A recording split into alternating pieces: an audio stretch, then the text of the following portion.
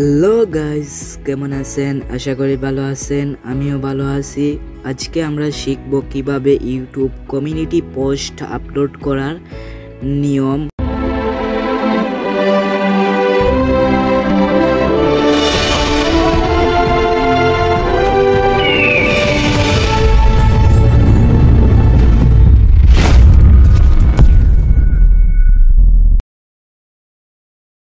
প্রথমে আমরা আমাদের ফোনে থাকা ইউটিউব বাটনে ঢুকবো।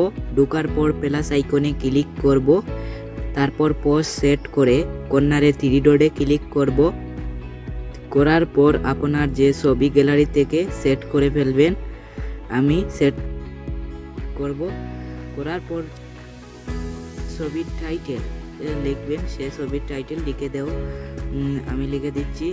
তারপর আপনি যে ছবি বিষয়ে লিখেছেন এগুলো কোন বিষয়ে সেগুলো এর জন্য একটি টাইটেল লিখবেন। আমি আমার টাইটেল লিখছি। লেখার পর পোস্টে ক্লিক করলেই হয়ে যাবে।